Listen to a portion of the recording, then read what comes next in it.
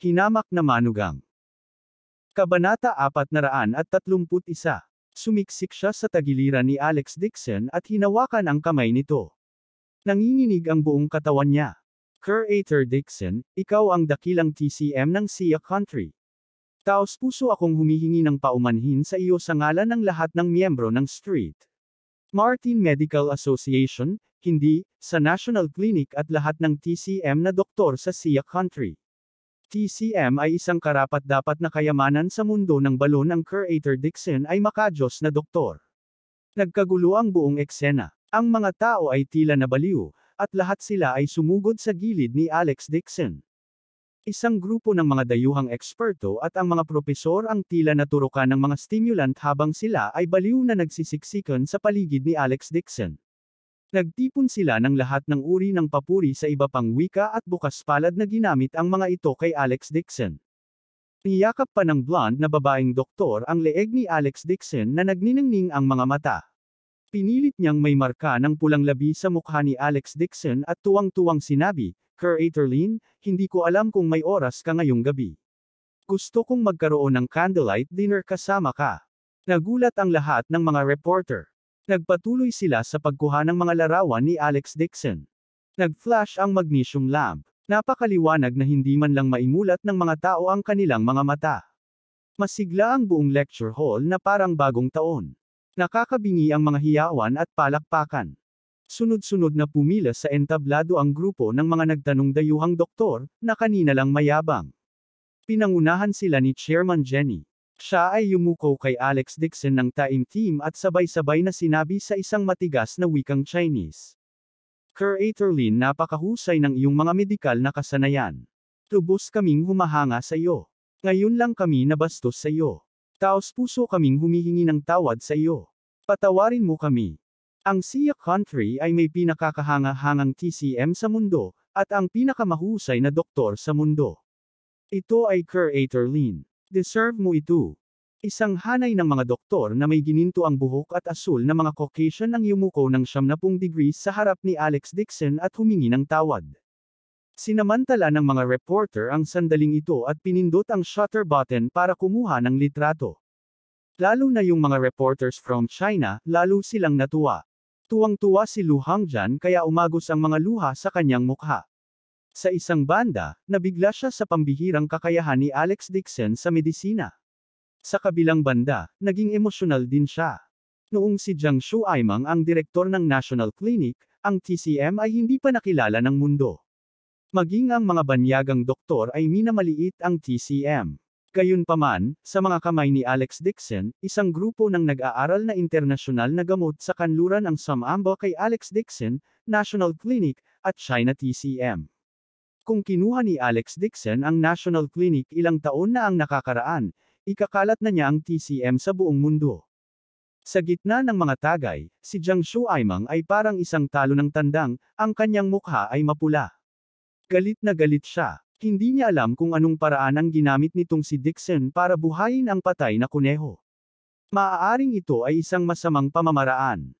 Habang ang bulwagan ay puno ng tagay, sinamantala ni Jiang Shuaimang ang pagkakataong lumabas mula sa sulok ng dingding. Stop! Jiang Shuaimang, stop! Hindi ba nangako ka kay Curator Dixon na luluhod ka at hihingi ng tawad sa kanya? Si Meng Nooran ay nakatutok kay Jiang Shuaimang sa buong oras, kaya agad siyang sumugod at sumigaw. Malakas ang boses niya at agad na nakakuha ng atensyon ng mga tao. Sa utos ni Lu Hongjian, agad na tumakbo ang kanilang security guard at pinigilan si Jiang Shuaimang. Inayos ni Jenny ang katawan at tumayo sa stage. Ang sabi niya, Jiang Shuaimang, binabastos mo na ang pangalan ni Curator Dixon sa harap ko. Hindi ko alam kung ano ang intensyon mo. Ngayong napatunayan na ni Curator Dixon ang kanyang lakas, sana ay tuparin mo ang iyong pangako at lumuhad ka, para humingi ng tawad sa kanya. Siya, tiyak na may ginawa siya sa akin. Nagtatalo pa rin si Jiang Shuaimang, at tumutulo ang malamig na pawis sa kanyang noo. Lumakad si Jord na may madilim na mukha, hinawakan ang kwelyo ni Jiang Shuaimang, at sumigaw, walang hiyakang kwek, sinaktan mo si Curator Dixon sa harap namin kahapon, at naisipan mo pang gumamit ng daga para mawala ang mukha ni Curator Dixon. Sa huli, ikaw ang naglason ng kuneho para mapahiya ang Curator Dixon. Lumuhad ka sa lupa at humingi ng tawad. Malamig na sinabi ni Lu Hangjan, dapat na itakwil ng pandaigdigang medikal na komunidad ang ganoong scam. Hindi na natin siya hahayaang saktan ang iba. Nang matapos siyang magsalita ay sabay-sabay na sumigaw ang lahat ng middle at outer doctors sa clinic. Galit na galit ang karamihan. Ang mga doktor ng TCM ng China ay labis na kinasusuklaman si Jiang Shuaimeng. Ang ginawa ni Jiang Shuaimeng ngayon ay ganap na suran ang mga doktor ng TCM hanggang sa mamatay. Hindi siya nag-atubiling suran ang TCM, at gusto rin niyang i-frame si Alex Dixon. Lalo pang minamaliit ng dayuhang Western medicine si Jiang Shuaimeng. Ang taong ito ay nagkalat ng chismis sa harap nila kahapon at nasaktan si Alex Dixon. Wala man lang siyang kabaitan ng isang doktor. Malamig na sinabi ni Jenny, ipapahayag ko sa buong mundo na si Jiang Shuaimeng ay itataboy sa mundo ng medikal. Ang ganitong uri ng hamak ay hindi kwalipikadong magpagaling ng mga sakit at magligtas ng mga tao. Isang dagandong ang narinig sa loob ng klinik. Jiang Shuaimeng, lumuhad ka at humingi ng tawad kay Curator Lin. Humihingi ka ng tawad, ikaw na hamak. Ang dalawang grupo ng mga tao na nagtatalo tungkol sa TCM ay nahaharap ngayon sa isang karaniwang kaaway. Sabay-sabay nilang kinundena si Jiang Shuaimeng. Sa gitna ng nakabibinging dagandong, si Jiang Shuaimeng ay pawis na pawis. Sa sobrang takot niya ay pawis na pawis siya. Lumuhad. Hindi nagpapigil si Jord. Sinipa niya ang baluktot na binti ni Jiang Shuaimeng. Hindi napigilan ni Jiang Shuaimeng na lumuhad sa harap ni Alex Dixon.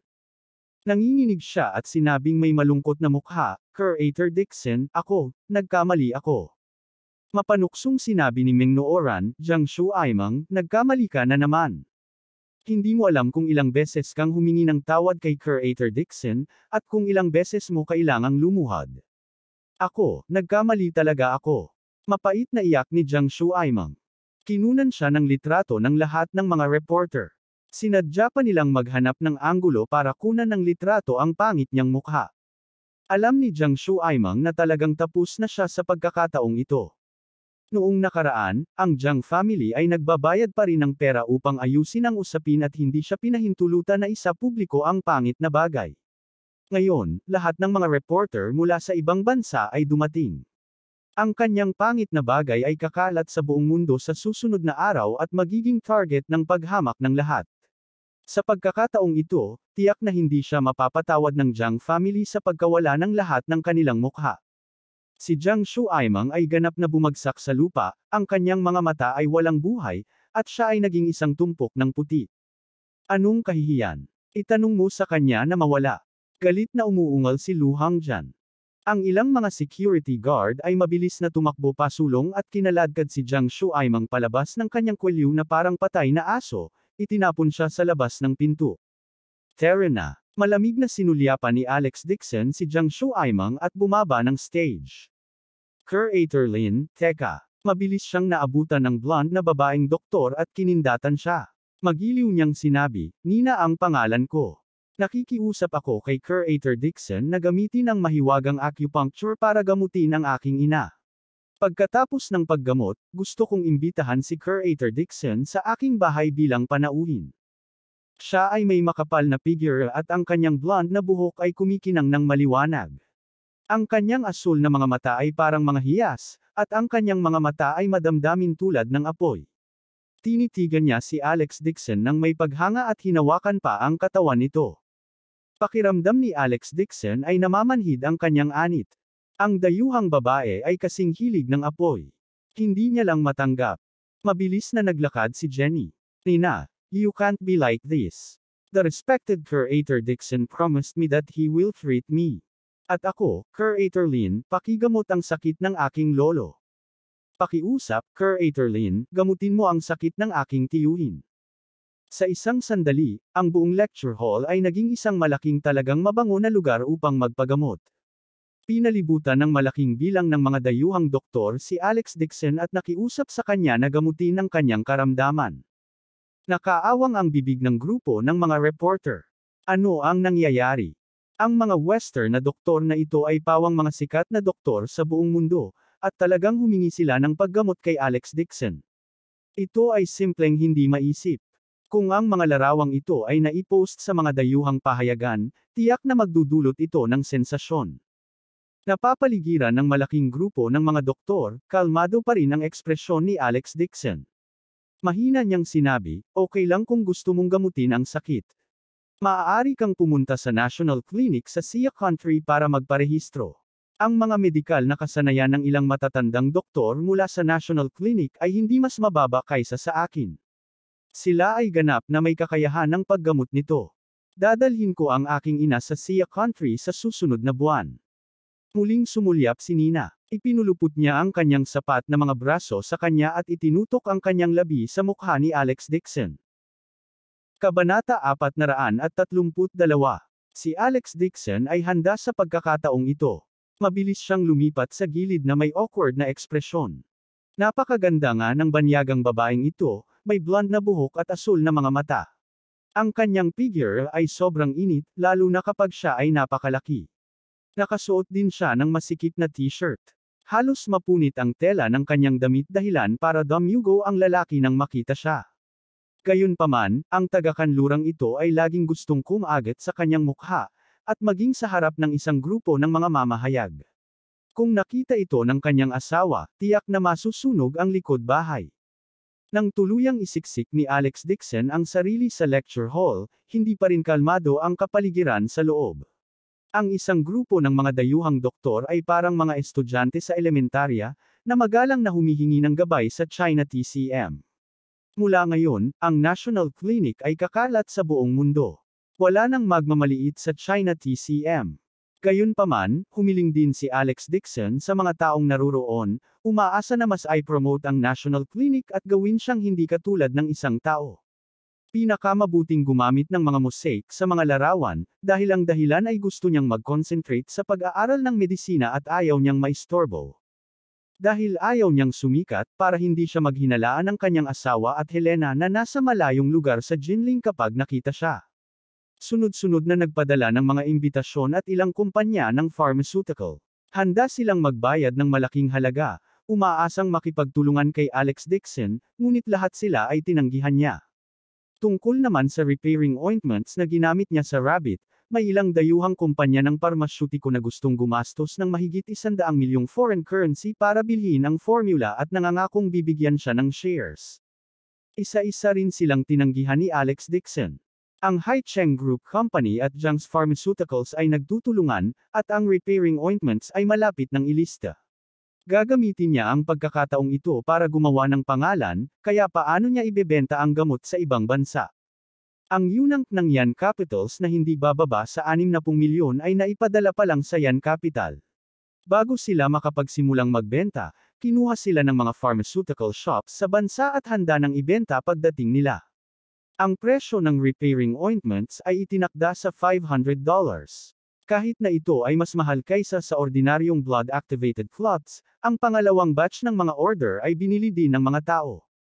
Partikular ding inimbitahan siya ni Vice President Jenny na pumunta sa Sacred Martin Medical Association sa Singapore para magbigay ng lecture sa Western Medicine at aanyayahan siyang maging Honorary Vice President ng Medical Association.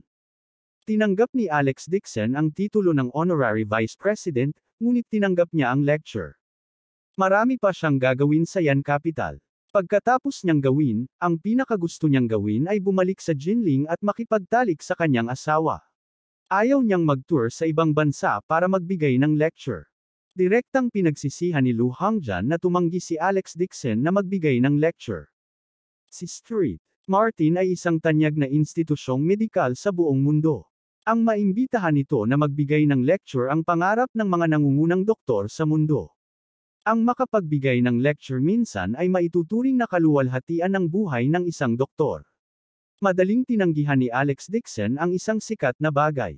Nagdulot ito ng panghihinayang at inggit sa maraming tao hanggang sa namula ang kanilang mga mata. Nanghihinayang sinabi ni Jenny, Curator Dixon, bakit hindi ka mag-lecture? Ito ay isang pambihirang pagkakataon, at maaari nitong mapataas ang iyong reputasyon. Casual na sabi ni Alex Dixon, masyadong matagal ang pagbubukas ng lecture. Gusto kong umuwi at hanapin ang asawa ko. Nagulat si Jenny sa sinabi niya. Bamukarin ang bibig ng mga tao sa paligid. Pwede ba yon? Dahil lang sa walang kabuluhang dahilan na ito, talagang isinuko ni Curator Dixon ang pagkakataong pinangarap ng ibang tao. Talagang hindi siya isang ordinaryong tao. Hinayaan ni Alex Dixon si Lu Hangjan na tanggapin ang eksperto mula kay St. Martin, pagkatapos ay pumunta siya sa opisina upang magpahinga. Pumasok si Ming Nooran na may dalang tasa ng goji tea at namumula ang mukha. Elder Brother Alex, napakahusay ng iyong mga medikal na kasanayan. Talaga bang binuhay mo ang isang kuneho? Kung ganoon nga ang kaso, maraming mga pasyente na may nakamamatay na sakit ay mapalad. Kinuha ni Alex Dixon ang tasa at nakangiting sinabi, ayos pa rin ang isang kuneho. Kung gusto mong buhayin ang isang patay, hindi ko ito magagawa. At saka, ang kuneho ay hindi ganap na patay. Kahit na buhayin ko pa ito, aabutin ako ng kalahati ng buhay ko, imposibleng gamutin ito ng maramihan. Tumango si Ming Nooran. Alam din niya na hindi ito madali. Para sa isang tulad ni Alex Dixon na mabuhay muli ang kuneho ay isa ng medikal na himala.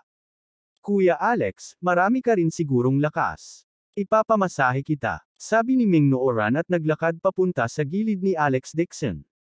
Marahan niyang ipinatong ang kamay sa balikat nito at nagsimulang magmasahe. Hindi tumanggi si Alex Dixon dahil naubos na niya ang maraming enerhiya para maabsorb ang chi ng dragon blood grass sa kanyang katawan. Hindi niya inaasahan na ang dragon blood grass ay talagang may nakapagpapagaling na epekto ng pagbuhay sa mga patay. Hindi lamang nito kayang buhayin ang mga halaman, maaari pa itong magligtas ng mga kuneho. Gayunpaman, kung nais niyang gamitin ito upang iligtas ang mga patay, ang nakapagpapagaling na epekto ay malamang na higit sa ilang beses na higit pa kaysa sa bulaklak ng kuneho. Higit pa rito, sa kanyang kasalukuyang paglilinang, ito ay magiging lubhang mahirap. Marahang minasahe ni Ming Nooran. Habang nagmamasahe ay palihim niyang tinitigan si Alex Dixon na kasing lambot ng tubig. Hanggang ngayon, hirap pa rin siyang kumalma. Ngayon pa lang ay natuwa si Alex Dixon sa entablado, na nagdulot ng sensasyon sa mga manunood at nagpatira pa sa pagsamba sa mga dayuhang doktor. Nang makita niya ito, hinangaan niya ito at lumundag ang puso niya na parang usa. Kahit na tahimik siyang manatili sa tabi nito at tulungan siyang malutas ang kanyang mga problema, handa pa rin siyang gugulin ang natitirang bahagi ng kanyang buhay ng ganito. Pumikit si Alex Dixon at naramdaman ang malambot at walang butong kamay ni Ming Nooran na marahan damaykit sa kanyang noo. Ito ay walang katulad na komportable at ang kanyang katawan ay nakaka-relax. Ang malajade niyang kamay ay makinis na parang mataba at ang payat niyang mga daliri ay damaykit sa kanyang noo. Ito ay lubos na komportable. Bukod dito, paminsan-minsan, naamoy niya ang halimuyak na umaagos mula sa likuran ni Ming Nooran. Iba ito sa matapang na pabango sa katawan ni Nina at sa mahinang bango ng katawan na ibinugaw mula sa katawan ni Ming Nooran na may halong bahid ng gamot na halimuyak at walang katumbas na nakakapresko at kaaya-aya. Habang tinatangkilik ni Alex Dixon ang serbisyo ni Ming Nooran, napabuntong hininga siya sa kanyang puso. Bagamat bumagsak na ang pamilya Meng, isang maganda, pino, at walang katulad na kagandahan tulad ni Ming Nooran na may mahusay na kasanayan sa medikal, walang nakakaalam kung sinong bata ang makikinabang dito sa palabas. Itinuring niya si Ming Nooran bilang isang miyembro ng pamilya, kaya hindi niya namamalayan na sinimulan niyang magsimula alang ang mga problemang ito. Kung tungkol sa kanyang ama at kapatid, si Alex Dixon ay tamad na magtanong. Anyway, ang pamilya Meng ay may utang na malaking halaga, at walang magandang araw para sa kanila. Nang makaramdam ng komportable si Alex Dixon sa buong paligid at malapit ng makatulog, sunod-sunod na mabilis nakatok sa pinto at gumising sa kanya. Sino ta? Tanong agad ni Ming Nooran. Isang boses na puno ng enerhiya ang nagmula sa labas ng pinto, pwede ko bang itanong kung nandito si Curator Dixon? Ang boses na ito ay hindi pamilyar, ngunit ito ay napakalakas. Binuksan ni Alex Dixon ang kanyang mga mata sa isang iglap, at isang bakas ng pagbabantay ang sumilay sa kanyang mga mata. Masasabi niyang ang taong nasa labas ng pinto ay cultivator. At ang kanyang cultivation ay umabot na sa gitnang yugto ng foundation establishment. Hinayaan ni Alex Dixon si Ming Nooran na tumayo sa gilid. Maingat siyang naglakad papunta sa pinto at binuksan iyon. Nakita niya ang isang matipunong lalaking nasa katanghaliang gulang na nakatayo sa labas ng pinto. Nakasuot siya ng itim na suit at malakas ang kalamnan. Nang makita niya ito ay agad siyang nagpakita ng isang magalang na ngiti. Sa likod ng lalaki ay may mahigit 10 malalakas na binata na nakasuot ng puting martial arts na damit. Nakatayo sila ng maayos sa magkabilang gilid. Dalawa sa mga binata ang sumunod sa likod ng lalaki na may magalang na ekspresyon, hawak ang lahat ng uri ng mamahaling regalo sa kanilang mga kamay. Sabik na inabot ng nasa katanghali ang gulang na lalaki ang kanyang kamay at nagpakilala, "Hello Curator Dixon, ako ang principal ng Civil and Martial Arts Academy ng Pamilya Bai, Li Chenggang. Mapalad akong marinig ang iyong talumpati mula sa mga mamahayag, at ako, ay puno ng paghanga sa iyo." Kumunot ang noo ni Alex Dixon. Hindi niya inaasahan na ganoon kabilis ang pagkalat ng balita matapos siyang makapagpahinga ng 1 oras. Kabanata 433. Simbolo niyang nakipagkamay kay Li Chenggang at sinabing, "Ano ang gusto mo sa akin?" Ganito nagmamadaling inutusan ni Li Chenggang ang dalawang binata na ihatid ang mga regalo at nakangiting sinabi, "Namumukod tangi ang kakayahan ni Curator Dixon sa medisina.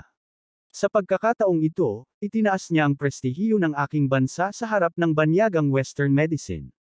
Ito ay kahanga-hanga." Pagkatapos ng mahabang talumpati ng pambobola, pinutol ni Li Chenggang ang pangunahing paksa at nakangiting sinabi, "Ang mga repairing ointment na ipinakita mo sa ulat ay mga banal na gamot lamang.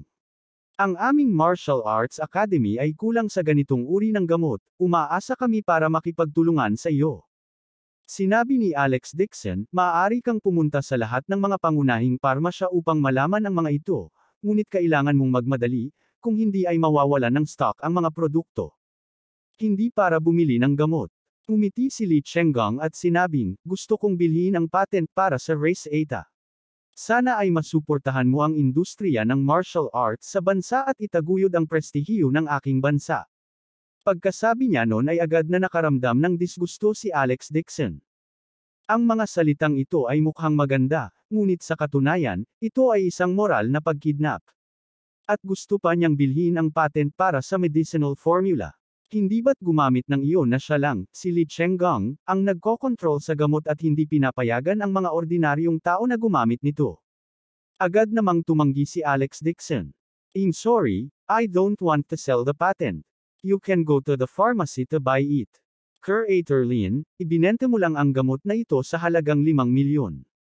Napakamura talaga." Nagmamadaling sinabi ni Li Chenggang, "Magtulungan tayo.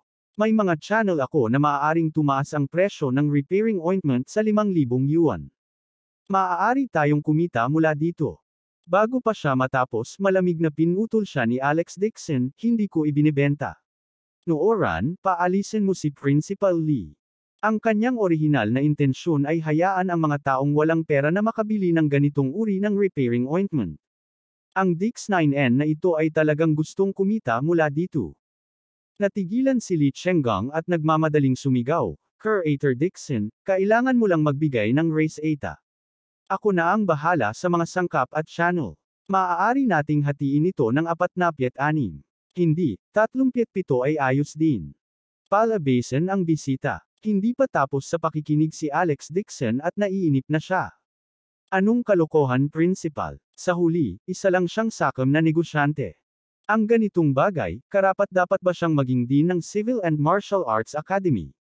"Mr. Lee, magpapahinga na ang Curator Dixon. Please leave." May masamang impresyon din si Ming Nooran kay Li Chenggang.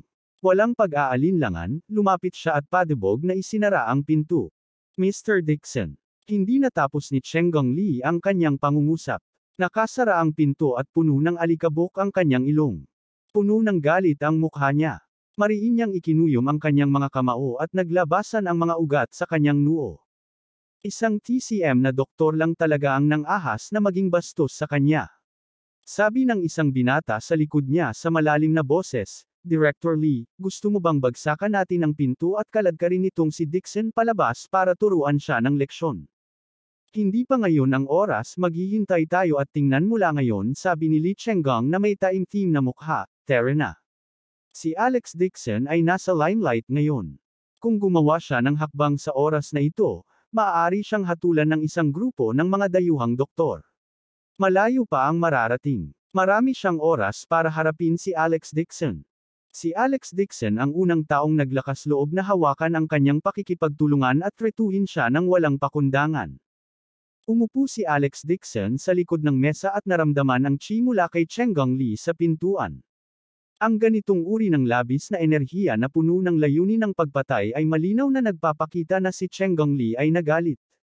Malamig siyang ngumuso, hindi man lang inilagay si Chenggong Lee sa kanyang mga mata. Paano kung galit siya? Maglalakas loob ba siyang atakihin siya?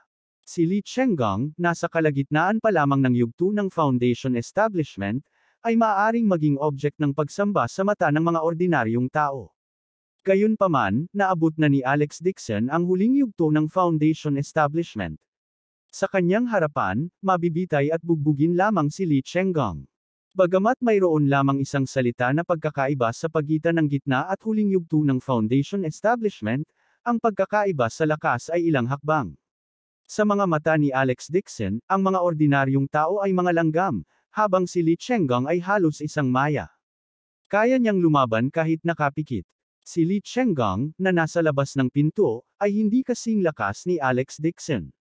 Hindi niya napansin ang lakas ng kalaban. Galit siyang umalis kasama ang mga tauhan niya. Napuno ng galit ang mukha ni Lee Chenggong, at lumabas siya ng National Clinic na may mapupulang ekspresyon. Sa sandaling ito, bumukas ang pinto ng isang malaking pulang Maserati sa gilid ng kalsada.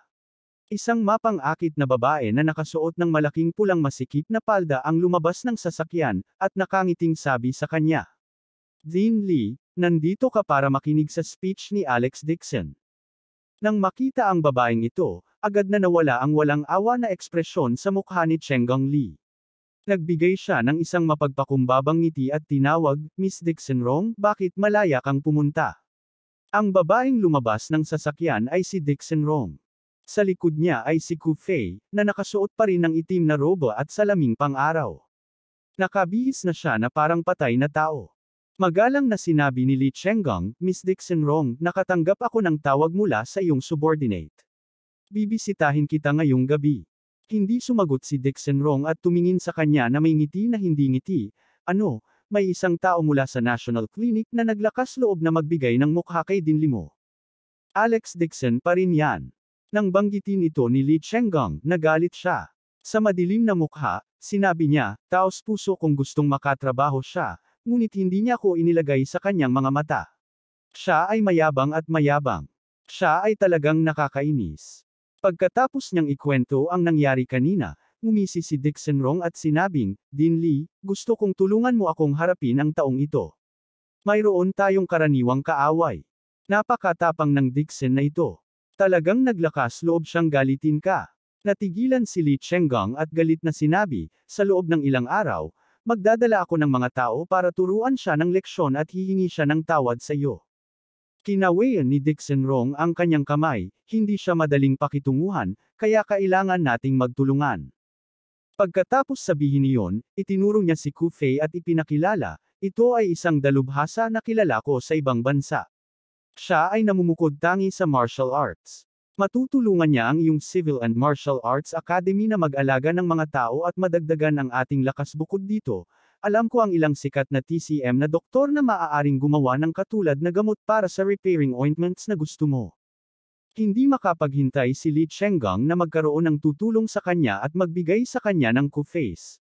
Gayunpaman, hindi niya maiwasang tingnan si Ku Fei, nakakaiba ang pananamit at singkit ng poste ng kawayan. Sabi niya, kaya niya ba? Naglabas si Ku Fei ng isang itim na metal na token mula sa kanyang bulsa at iwinagayway ito sa hangin. Sa isang iglap, isang kidlat ang biglang tumama mula sa maaliwalas na kalangitan at nabasag ang isang malaking puno ng pagoda sa tabi ni Lee Chenggong ng may bitik. Ito, natigilan si Lee Chenggong sa kinatatayuan. Nabigla siya. Matapos ni Ku Fei ang kanyang kamay, ibinalik niya ang token sa kanyang yakap at madilim na sinabi, Din ipakita Lee, sa tingin mo bagag-ana ito. Natuwa siya sa sarili niya. Nakagawa siya ng isang maliit na tagumpay sa makalangit na kidlat na ito, at ito ay kapantay ni Alex Dixon noong nakaraan.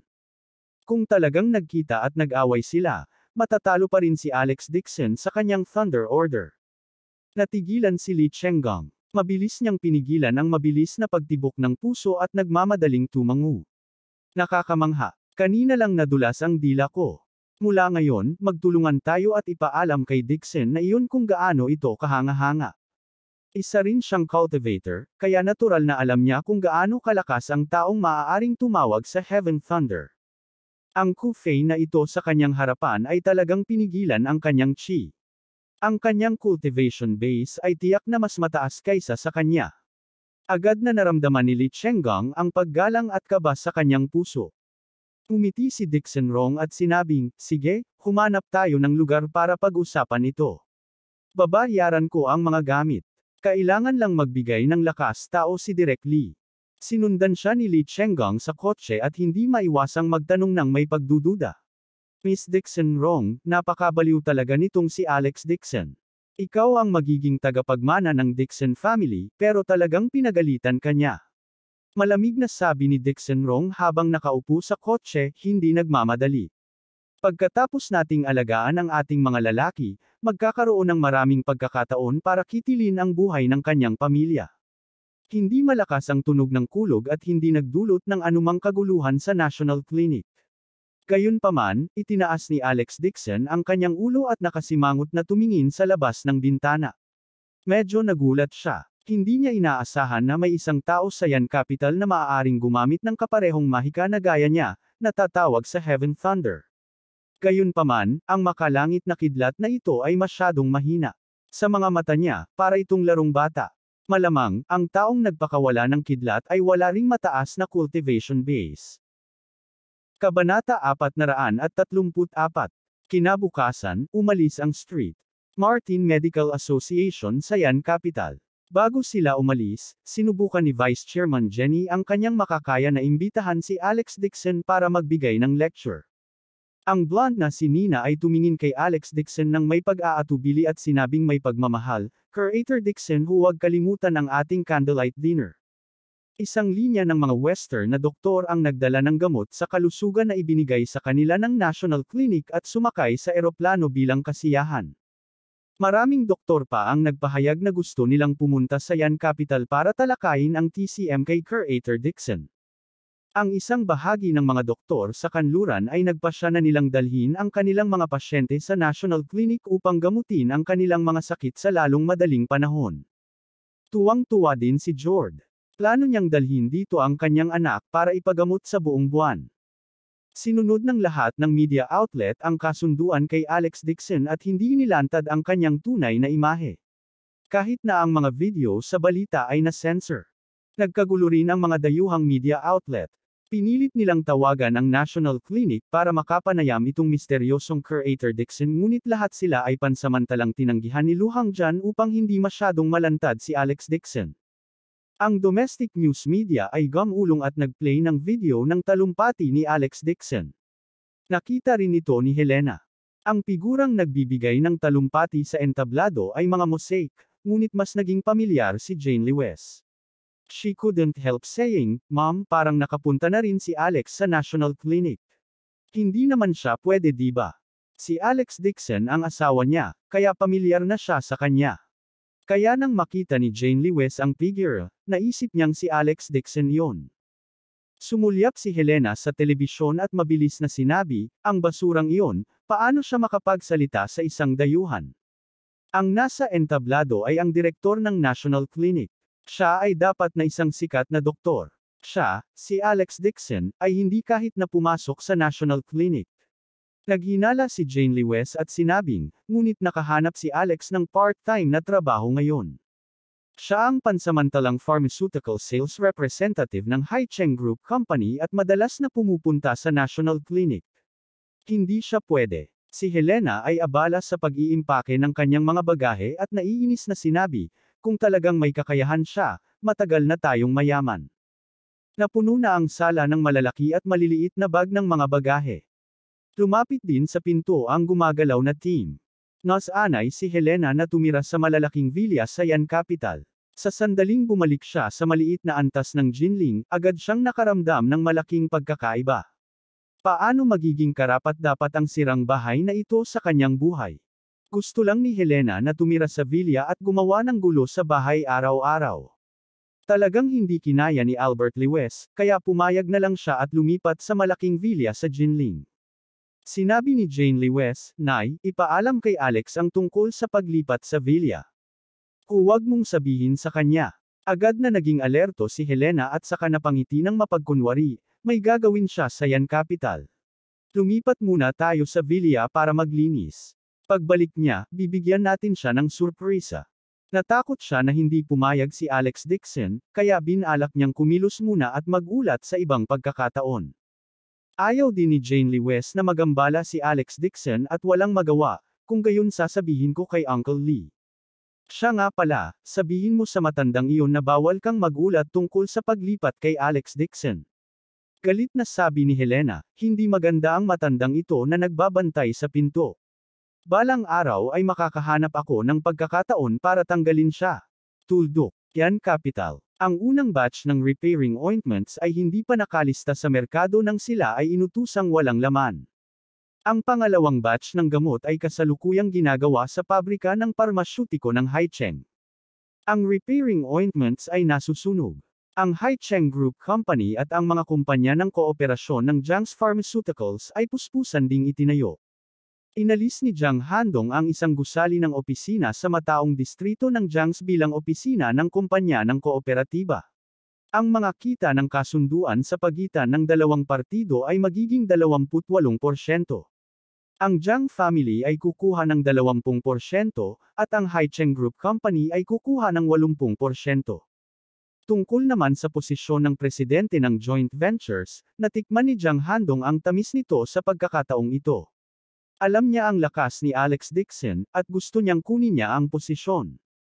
Gayunpaman, hindi binalak ni Alex Dixon na kunin ang posisyon ng Pangulo, dahil ang kumpanyang ito ng kooperatiba ay isa lamang istasyon ng transit na responsable sa pagbebenta ng gamot. Ang kanyang tunay na trump card ay ang Haicheng Group Company pa rin.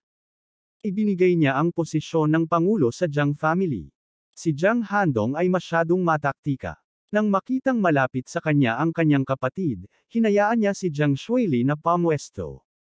Sa anumang kaso, si Alex Dixon ang may huling desisyon sa mga desisyon ng kumpanya. Ang kumpanya ay matatagpuan sa pinakamaunlad na lugar sa Beijing. Ang mga gusali ng opisina ay handa na at mayroon ding mga pagsasaayos. Hanggat ang mga gamit sa opisina ay inilipat at nililinis, ito ay magiging maayos. Nang umagang iyon, tumawag si Jiang Shuili upang hilingin kay Alex Dixon na tingnan ang bagong gusali ng opisina. Maglalakad na sana palabas ng villa si Alex Dixon nang pigilan siya ni Ming Nooran. Huminto siya at nagtanong, "Nooran, hindi ka ba pupunta sa National Clinic?" Namula si Ming Nooran at sinabing, "Kuya Alex, ikaw na ang magiging deputy director ng kumpanya mula ngayon, tama? Nakatuon ka rin ba sa panig na iyon?" Tumango si Alex Dixon at sinabing, "Sa kasalukuyan, kailangan pa nating mag-recruit ng ilang tao." "Anong klaseng tao?" "Ito ay marahil tungkol sa kalidad ng gamot." Ang mga mata ni Ming Nooran ay kumikinang. Marahan niyang tinanggo ang kanyang ulo at sinabing, "Kuya Alex, ilalabas na kita." Hindi nagtagal, sumakay si Alex Dixon sa motorsiklo papunta sa gusali ng opisina. Sa ilalim ng sikat ng araw, ang isang 46 na palapag na skyscraper ay mukhang napakakahanga-hanga. May karatulang nakasabit sa pintuan na may nakasulat na Jianghai Cooperation Company. Mayroong dalawang hanay ng makapangyarihang mga security guard na nakatayo sa pintuan. Nang makita nila ang deputy director ay agad silang yumuko at binati. Hiniling ni Alex Dixon sa kanila na ay parada ang kanilang mga motorsiklo at humakbang papasok sa mga gusali ng opisina. Nang makita ng receptionist ang vice director ay nagmadali rin itong I welcome. Binati siya ng Jiang family ng maaga, kaya maraming empleyado ang nakakita kay Alex Dixon at mabilis siyang binati. Sinalubong si Alex Dixon sa elevator. Maingat na tinulungan siya ng receptionist na pinindot ang sahig at saka tumayo sa labas ng elevator kasama ang isang grupo ng mga tao. Yumuko siya at pinaakyat siya. Ang opisina ay nasa ika-40 palapag. Lumabas si Alex Dixon sa elevator at nakita niyang halos handa na siya sa opisina. Mahigit 12 kawani ng paglilinis ng naglilinis ng opisina. Naglakad siya sa koridor at isa-isa niyang tiningnan ang mga opisina. Ang mga kasangkapan sa bawat opisina ay may mataas na kalidad. Sa unang tingin, makikita niya ang high-end na kumpanya. Makikita na binigyang halaga ni Jiang Handong ang pagtutulungan ng dalawang partido. Nagbigay siya ng maraming pagsisikap. Naglakad si Alex Dixon sa pintuan ng silid na may nakasabit na Deputy Director's Office. Itinulak niya ang pinto at pumasok para tingnan. Ang maluwag at maliwanag na opisina ay pinalamutian ng napakarango. Tungkol naman sa pagsasaayos ng opisina, walang pakialam si Alex Dixon dito. Matapos maging maayos ang mga bagay-bagay dito, babalik siya sa Jinling at pumupunta sa Yan Capital bawat buwan para sa isang business trip. Sa tabi niya ay ang opisina ng presidente.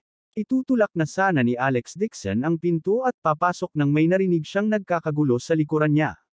Iniangat niya ang ulo niya at sumimangot. Nakita niya si Jiang Shuaimeng na nakasuot ng bagong Versace suit. Ang kanyang buhok ay makintab at siya ay humahakbang palabas ng elevator na may pulang mukha. May isang malaking grupo ng mga tao sa likod niya. May isang matangkad at mapang-akit na babaeng sekretary na bitbit ang kanyang bag para sa kanya. Naglakad ang babaeng sekretarya kay Alex Dixon at mayabang na sinabi, "Bakit ka nakatayo dito? Bakit hindi ka gumagawa ng paraan para kay President Jiang?" Presidente Jiang. Kumunot ang noo ni Alex Dixon at sinulyapan si Jiang Shuaimeng. Malamig niyang sinabi, "Nasaan si Jiang Shuili?" "Kami, si Pangulong Jiang, ay si Jiang Shuaimeng. Umalis ka." Ang babaeng sekretarya ay mukhang isang soro na nagsasamantala sa lakas ng tigre at pinagalitan siya ng walang pakundangan.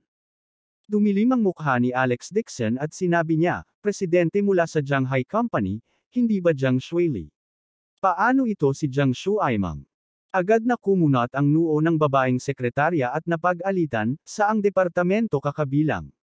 Direkta mong tawagin kami ni President Jiang sa pangalan namin. Humingi agad ng tawad kay President Jiang, kung hindi, tatanggalin kita." Hindi siya pinansin ni Alex Dixon at tinitigan si Jiang Shuaimeng, sinasabing, "Anong departamento ang kinabibilangan mo?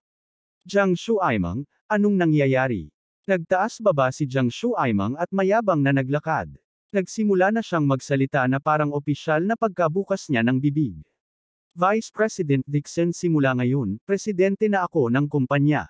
Gawin mo ang sinasabi ko mula ngayon." Kabanata 435. Tinitigan ni Alex Dixon si Jiang Shuaimeng at biglang sumigaw ng malamig. "Jiang Shuaimeng, lumuhad ka." Malakas ang boses na ito. Nanginag ang katawan ni Jiang Shuaimeng at hindi niya namamalayan na gustong lumuhad. Ilang beses siyang lumuhad kay Alex Dixon, at naging conditioned reflex na ito. Nang yumuko si Jiang Shuaimeng sa kanyang mga tuhod, bigla siyang bumalik sa kanyang katinoan. Tumangala siya at nakita niya si Alex Dixon na nanunuya. Napagtanto niya agad na niloko siya. Siya ay lumipad sa galit dahil sa kahihiyan. Itinaas niya ang kanyang ulo at umungol, "Alex Dixon, sino ka sa tingin mo? Magwala ka." Tumunog ang bell at muling bumukas ang pinto ng elevator. Inalalayan ni Old Lady Jiang ng isang assistant at nag-walk out kasama ang ilang tao. Ang panganay na anak na lalaki, si Jiang Wei, ay sumunod sa likuran na walang magawang ekspresyon. Katabi niya si Jiang Shuili. Agad na naglakad si Jiang Shuaimeng at sinabi kay Old Lady Jiang sa sobrang galit, "Gusto kong tanggalin si Alex Dixon at paalisin siya sa kumpanya. Makipag-ugnayan ka agad sa Haicheng Group Company at magpadala ng ibang tao para maging Vice President." Galit na tumingin si Old Lady Jiang kay Alex Dixon at sinabi sa isang opisyal na tono, "Shuaimeng, mula ngayon, ikaw at si Vice President Dixon ang magpapatakbo ng kumpanyang magkasama at magkakasundo. Walang sinuman ang pinapayagang magbanggit ng nakaraan, kung hindi ang Jiang, hindi ka mapapatawad ng pamilya." Sinasabi niya ito kay Alex Dixon para balaan siya na huwag mas mataas kay Jiang Shuaimeng. Maraming beses nang pinahiya ni Alex Dixon ang kanyang anak. Kinasusuklaman niya ito sa sukdulan. Gayunpaman, malinaw na rin ngayon ang Old Lady Jiang tungkol sa kahalagahan ng Alex Dixon sa Jiang's Pharmaceuticals. Iyon ang dahilan kung bakit hindi niya ito matitiis. Binalak niyang sipain si Alex Dixon kapag malakas ang kumpanya.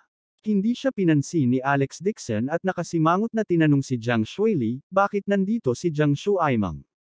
Alex, komplikado ang bagay na ito. Makinig ka sa akin. Pangit ang ekspresyon ni Jiang Shuili. Kinayla siya nito sa gilid at walang magawang nagpaliwanag.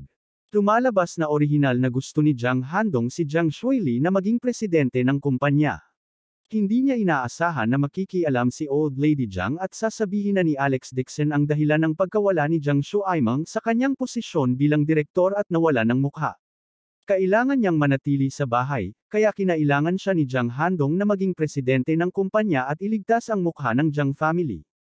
Wala ring silbi ang panghihikayat ni Jiang Handong. Pinahal ni Old Lady Jiang ang kanyang bunsong anak at desidido siyang bawiin ang kanyang puhunan. Kung hindi, hindi niya gagawin iyon.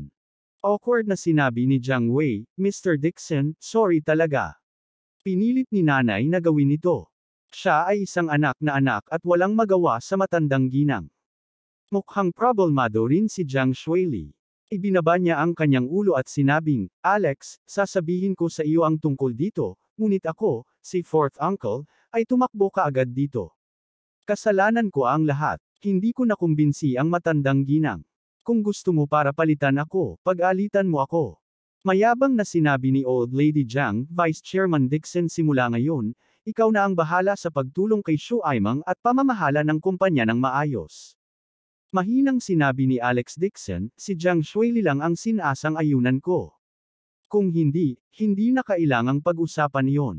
Kung si Jiang Shuaimang ang naging presidente, masisira ang kanyang reputasyon at masisira lamang ang reputasyon ng kumpanya. Babawiin ko ang gamot at palitan mo ang aking kasama. Umisi si Jiang Shuaimang at buong pagmamalaki, Alex Dixon, wala kang desisyon sa bagay na ito. Ang partner natin ay ang Haicheng Group Company. Isa ka lang manggagawa. May karapatan ka bang makipag-ayos sa akin? Galit na sinabi ng Old Lady Jiang, ang Jiang family ay namuhunan ng 400 milyon, kasama ang isang gusali ng opisina. Ang Haicheng Group Company ay gumagawa lamang ng gamot. Kung hindi mo tutulungan si Shuaimang, maaari ko lamang tawagan ang presidente ng Haicheng Group Company mismo at humingi ng isang kapalit. Alex Dixon shrugged his shoulders, sure, gusto mo tulungan kita. Umisi si Jiang Shuaimang nang may pang-aalipusta. Haha, puno ka ng malalaking salita.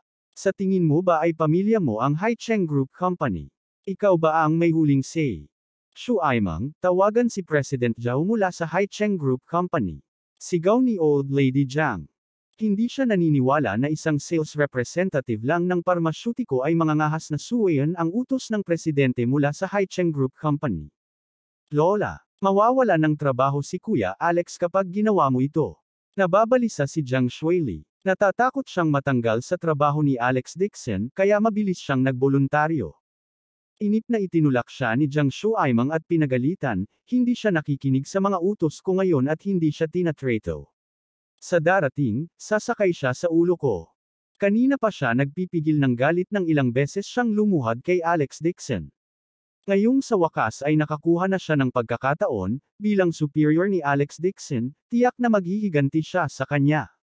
Tumingin si Old Lady Jiang sa tawag sa telepono ni Jiang Shuaimang, lumingon at sinabi kay Alex Dixon, Alex Dixon, kung hihingi ka ng tawad kay President Jiang ngayon at sasabihin mong makikinig ka sa kanyang mga pagsasaayos sa panahon, hindi namin gagawin, tawagan mo si President Zhao.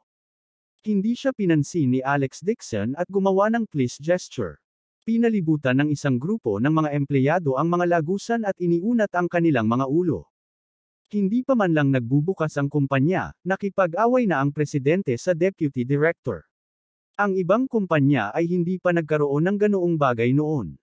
Maraming tao ang naghihintay na makita si Alex Dixon na gumawa ng kalokohan. Karamihan sa kanila ay mga empleyado mula sa Jiang's Pharmaceuticals. Mababa ang tingin nila kay Alex Dixon, isang tagalabas. Isa pa, binata pa lang siya na nasa 20s. Anong kakayahan ang mayroon siya para utusan silang gumawa ng mga bagay? Tinawag ni Jiang Shuaimang si Pangulong Zhao at agad na bumalik sa kanyang karaniwang banal na anyo. Umiti siya at sinabing, Hello, President Zhao. Ako si Jiang Shuaimang, isang pharmaceutical sales representative na ipinadala ng iyong kumpanya. Tumanggi siyang sundin ang mga utos ko. Nasa harap ko siya ngayon.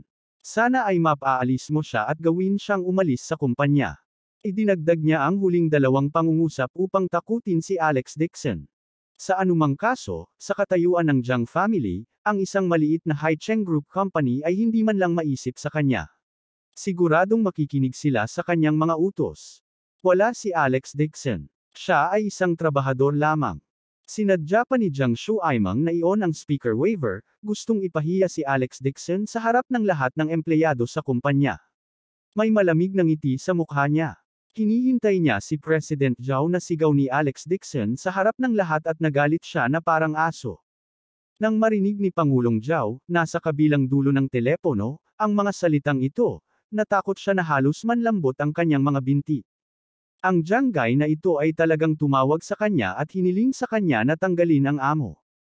At sa harap ng amo, si Jiang Shuaimang ay buong pagmamalaki na naghihintay kay Pangulong Zhao na sumigaw, nang biglang may isang mahigpit na boses na nagmula sa telepono. Jiang Shuaimang, gawin mo ang sinabi ni Mr. Dixon. Kung ayaw makipag sa amin ni Jiang, tatapusin ang kontrata. Hindi na kami muling makikipagtulungan sa darating. Ano? Muntik nang bumagsak si Jiang Shuaimang sa lupa. What the hell? Gusto talaga ng presidente mula sa Haicheng Group Company na kanselahin ang kanilang kooperasyon para lamang sa isang manggagawa. Natigilan din si Jiang Wei. Kung kanselahin ng magkabilang partido ang kanilang kooperasyon, hindi alam ang Jiang's Pharmaceuticals ay ibabalik sa kanilang orihinal na estado, ito ay magiging mas malala pa. Naging balisa si Old Lady Jiang at sinabi sa telepono na may nanginginig na boses, President Zhao, ang kooperasyon ay natapos na. Paano tayo makakaalis ng ganoon lang? Humph, hindi natin kayang umakyat sa hagdan kasama itong dakilang Buddha ni Jiang. Hindi binigyan ni Pangulong Zhao ng anumang mukha si Old Lady Jiang. Malamig niyang sigaw, humihingi ng tawad kay Mr. Dixon at gawin ang sinasabi niya. Kung hindi, kanselahin ang lahat ng order at hahanap tayo ng ibang kumpanyang makakatuwang. Nag-cross arms si Alex Dixon at masayang pinanood ang palabas sa gilid. Hindi niya inaasahan na ganoon kamataktika si Pangulong Zhao. Tila maaari niyang i-promote muli siya sa darating. Naging berde ang mukha ni Jiang Shuaimang, at lumitaw ang malalaking butil ng pawis sa kanyang noo. Natarante si Jiang Wei at pinandilatan si Jiang Shuaimang. Nagmamadali niyang kinuha ang kanyang telepono at nakiusap kay Pangulong Zhao na huwag kanselahin ang kontrata. Malamig na sinabi ni Pangulong Zhao, dahil napakasungit ni Jiang kay Mr. Dixon, hindi na kailangang makipagtulungan. Akala ko ay tutuparin ng mga Jiang ang kanilang pangako, ngunit hindi ko inaasahan na ito ay isang maliit na tao. Ang isang kumpanya tulad nito ay hindi mapagkakatiwalaan at hindi makikipagtulungan. Sa harap ng grupo ng mga empleyado ni Jiang, walang awa niyang pinuna ang mga ito. Hindi pa banggitin ang mga nakapaligid na empleyado ni Jiang, maging ang mukha ni Old Lady Jiang ay naging berde at ang kanyang dibdib ay nagtaas-baba sa galit. Si Jiang ay isang sikat na pamilya sa Yan Capital. Sinubukan ng ibang kumpanya ang kanilang makakaya upang makakuha ng pabor sa kanila, ngunit walang sinuman ang nang-ahas na pag-alitan si Jiang ng ganito. Galit niyang itinuro ang kanyang telepono at sinabing, Wei, ano? Anong klaseng kumpanya ito? How dare they be so arrogant in front of the Jiangs? Ma, pwede ba tumahimik ka? Biglang sumigaw si Jiang Wei, at lumabas ang mga ugat sa kanyang noo. Abangan ang susunod na kabanata.